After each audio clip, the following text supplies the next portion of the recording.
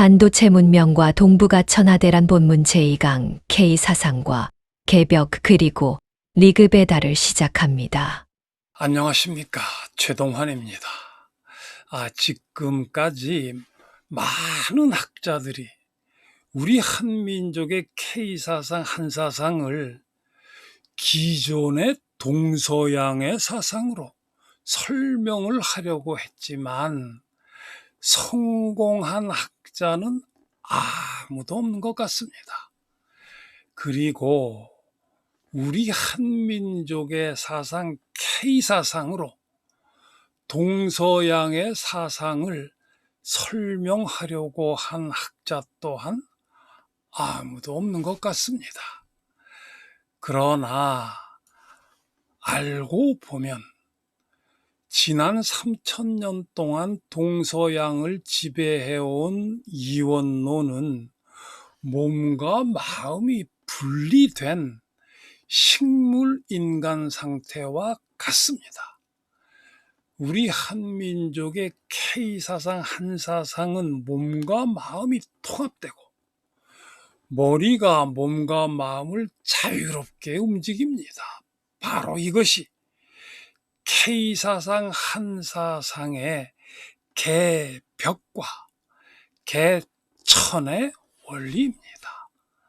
그리고 바로 이것이 고대 동북아 문명과 미래의 반도체 문명의 창조 원리입니다. 자, 오늘 강의는 우리 한민족의 K사상, 한사상으로 동서양 이원론의 원조인 인도의 리그베다를 설명합니다. 우리 사상으로 남의 사상을 설명하려는 시도는 아마 이 강의가 처음일 것입니다. 그러나 이 같은 방법이 한사상과 동서양 이원론 모두를 정확하게 설명하는 유일한 방법이라고 생각합니다. 리그베다는 유목민인 아리안족이 농경민인 드라비다족을 정복함으로써 아리안족은 주인이 되고 드라비다족은 노예가 되는 주인과 노예의 이원론이 처음 만들어진 이야기를 담고 있습니다. 인도의 인더스강 유역에는 약 5000년 전 농경 문명인 하라파 문명과 모헨조다로 문명 등이 꽃을 피웠지만 기후 변화로 붕괴되어서 동쪽인 겐지스강 지역 등으로 그 중심 세력이 이동을 합니다. 이들은 피부색이 검은 드라비다족으로 알려져 있습니다. 여기 그림과 같이 하라파 문명의 공동 주거지가 발굴이 되어 있습니다. 대단히 발달을 한 문명이지요. 그리고 이 모헨조다로 문명에서 출토된 춤추는 소녀상이 또 이와 같이 나와 있습니다. 자, 그런데 약 3500년 전쯤에서 중앙아시아의 유목민인 인도 유럽 어족 유목민 아리안족이 이 드라비다족을 정복하는 정복 전쟁이 만들어집니다. 이들 아리안족은 발달한 청동기와 철기 그리고 이와 같이 말을 이용한 전차를 사용해서 기존의 농경민 드라비다족을 정복하고 새로운 문명을 세웠습니다. 그 과정이 리그베다에 담겨 있는 것입니다. 그리고 이 아리안족이 사용한 이 전차의 바퀴는 인도의 상징인 국기의 중심에 이와 같이 위치해 있는 것입니다. 자, 리그베다는 북방의 유목민 아리안족이 농경민인 드라비다족을 정복해서 그들의 땅과 재산을 약탈하고 그들을 대대손손 노예로 삼는 참혹한 과정을 아름답게 미화하고 있습니다. 특히 리그베다는 그 정복 전쟁의 주인공으로 인드라를 영웅으로 내세우고 있습니다. 즉 인드라는 이들 아리안족의 대표적인 족장이었음을 알 수 있는 것입니다. 자, 이제 리그베다의 내용을 원문을 통해서 직접 살펴보기로 합시다. 리그베다에 나타난 아리안족의 정복 전쟁의 영웅인들아. 매력적인 젓갈색의 고결한 두 마리의 준마는 인드라의 전차를 끄는 최고의 운반자이다. 그는 노예 종족들에게 동굴을 주고 적들의 진귀한 전리품을 몰수하며 사냥꾼으로서 먹잇감을 놓치지 않나니 그가 바로 인드라이도다. 자, 리그베다에는 이 카스트 제도, 그러니까 정확하게 말하면 바루나 제도라고 하죠. 이 바루나 제도가 명문화되어서 나타나 있습니다. 그 내용을 한번 살펴보기로 합시다. 리그베다의 명문화된 바루나 제도 즉 카스트 제도. 그의 입으로부터 브라흐마나가, 그의 팔로부터 라자냐가, 그의 허벅지로부터 바이샤가, 그의 두 발로부터 수드라가 나왔도다. 인도의 의무제도에서 브라흐만, 크샤트리아, 바이샤, 수드라.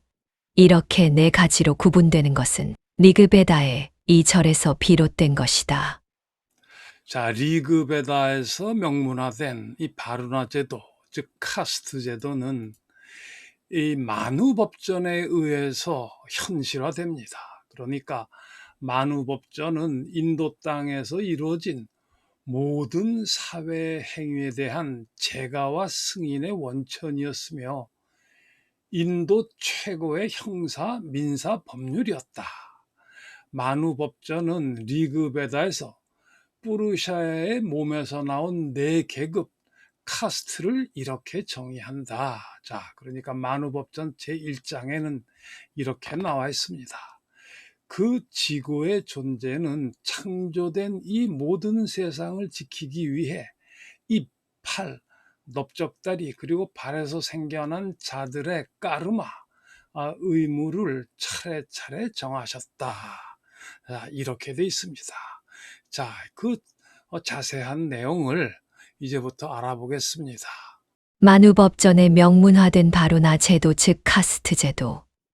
배달을 배우고 가르치는 일, 제사를 치르고 주관하는 일, 직무를 주고받는 일, 이렇게 6가지를 브라만에게 정해 주었다. 인민을 지키는 일, 직물, 제사, 배다 학습, 그리고 감각적 대상에 현혹되지 말 것을 그사뜨리아에게 정해 주었다.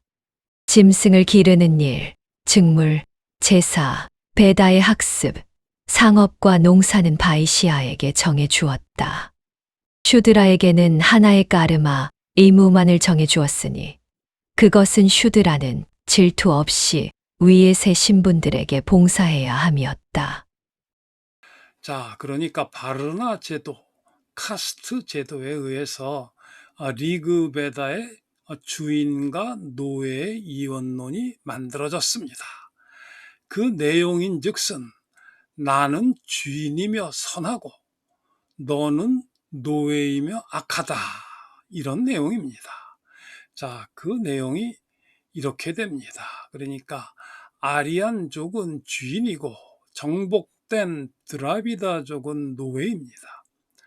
자, 이 주인인 아리안족의 맨 꼭대기는 브라만이고 사제이며 크샤트리아가 그 다음에 있는데 이 사람들은 왕족이고 무사고 바이샤가 그 다음인데 농업, 공업 그리고 상인을 맡았습니다. 노예인 드라비다족은 이제 수드라 계급인데 이들은 노예고 피정복민이 되는 것입니다. 그리고 이 네 계급에 끼지도 못하는 불가촉 천민이 또 있습니다. 자, 바로 이 주인과 노예의 이원론에서 주인의 영역은 바로 동서양의 이원론에서 하늘이 되는 거고 마음이 되는 거고 양이 되는 거고 이데아가 되는 겁니다. 그리고 이 수드라의 계급의 영역, 이 수드라의 영역은, 노예의 영역은 곧 땅의 영역이고 몸의 영역이고 음의 영역이고 현상 세계가 되어서 지난 3000년 동안 동서양의 사상을 지배해 온 것입니다. 자, 이 아리안족들은 이 바르나 제도, 그러니까 카스트 제도가 윤회 사상을 지배하는 것으로 만들어 놨습니다. 그러니까 이 침팬지 사회의 수직적 계급 구조는 힘이 센 순서로 계급이 정해집니다. 인도의 카스트 제도라고 하는 수직적 계급 구조는 태어나면서부터 계급이 정해진다라고 하는 점에서 이 침팬지 사회와 인도의 카스트 제도는 다릅니다. 자, 이 카스트 제도는 아리안족의 주인과 노예의 이원론인데, 아리안족이 한 번 주인이면 영원한 주인이다라고 주장을 하고 있습니다. 그리고 정복된 드라비다족은 한 번 노예면 영원한 노예가 돼야 된다라고 하는 수직적 계급 구조의 이원론을 확정 지은 것입니다. 그런데 여기서 윤회 사상을 이 이원론이 지배함으로써 더욱더 강력한 수직적 계급 구조의 이원론이 만들어집니다. 그러니까 자, 인도는 이 인위적인 힘의 법칙인 카스트 제도가 자연 법칙에서 유래한 윤회 법칙을 지배합니다. 이 윤회라고 하는 것은 자연의 계절이 반복되듯이 인간의 삶도 죽어서 다시 태어난다는 것입니다. 그러니까 봄은 탄생이고 여름은 성장이고 가을은 성숙이고 겨울은 죽음입니다. 이것이 봄, 여름, 가을, 겨울로 가서 다시 또 봄, 여름, 가을, 겨울로 순환하듯이 이 농경 문명에서는 이와 같은 순환 법칙을 대단히 중요하게 생각했습니다. 왜냐하면 자연 법칙 중에서 가장 중요하고 가장 큰 법칙이기 때문입니다. 이것이 인도에서 드라비다족이 아리안족에게 정복되기 전에 아마 이 윤회 법칙으로 발전을 했을 겁니다. 그런데 아리안족이 드라비다족을 지배하면서 이 윤회 법칙을 이 수직적 계급 구조의 이원론 아래로 놓이게 됩니다. 그러니까 그 내용을 또 한번 살펴보겠습니다.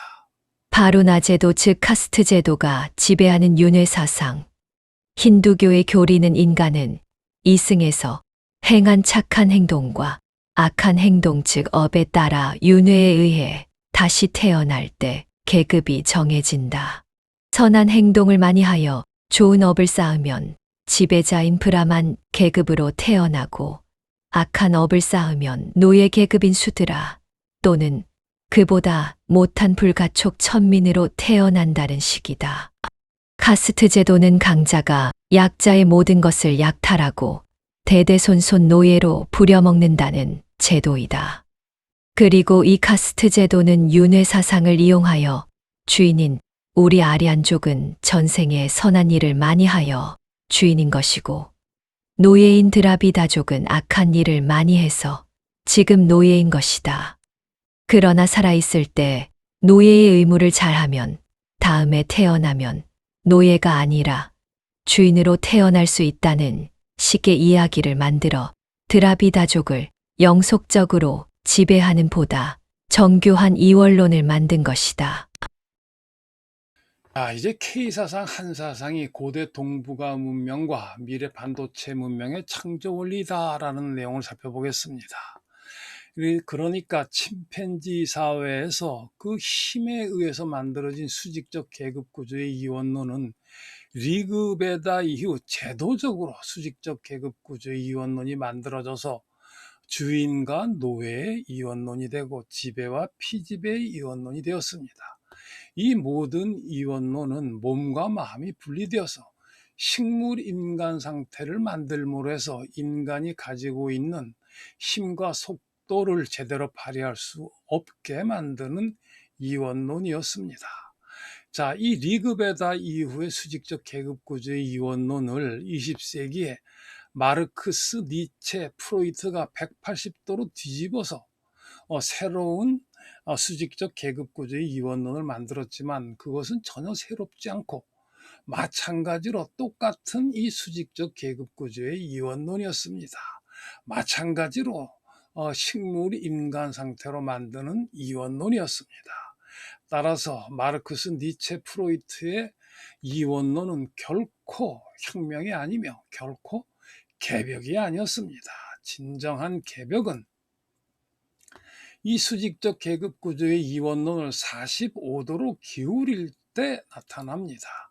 바로 그것이 우리 천부경의 천부도가 설명하는 개벽이었고, 그 개벽은 몸과 마음을 통합함으로 해서 지난 3000년 동안의 식물 인간 상태 모든 이원론을 극복하는 것이었고, 그것이 바로 중국인들에 의해서 조작되고 왜곡된 하도낙스 음양오행이 아니라 원래의 하도낙스 음양오행의 원리가 되는 것입니다.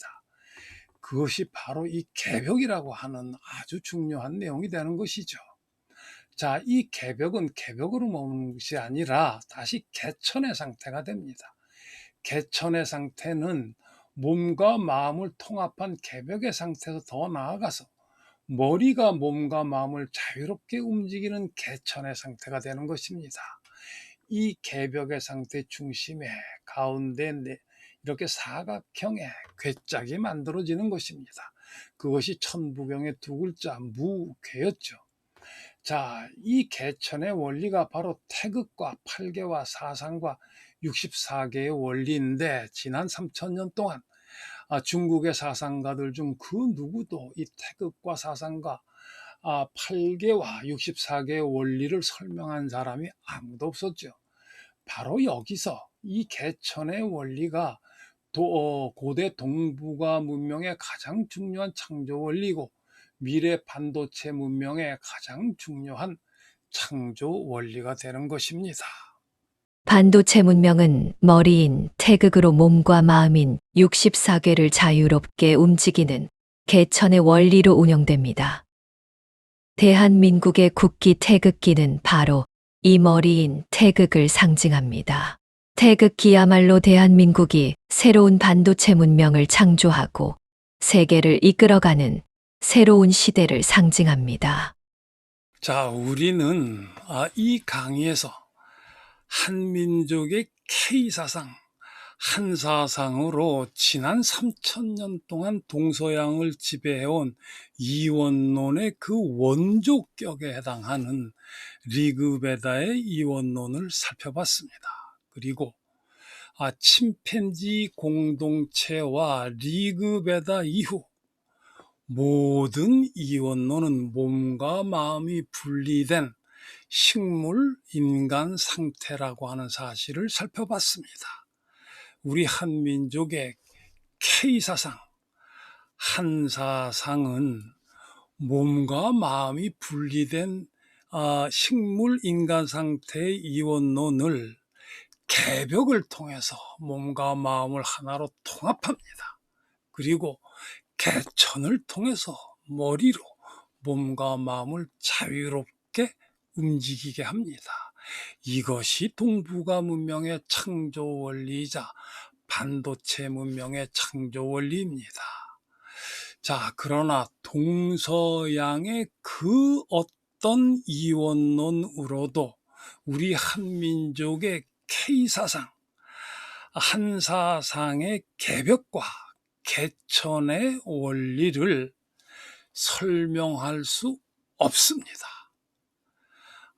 그러나 우리는 이 강의에서 우리 한민족의 K사상, 한사상으로 동서양 사상의 근본인 이원론을 설명할 뿐만 아니라 그 모든 문제를 해결할 수 있다라고 하는 사실을 간단하게나마 알아봤습니다. 자, 오늘 반도체 문명과 동북아 천하대란 본 강의 제2강을 여기서 마칩니다.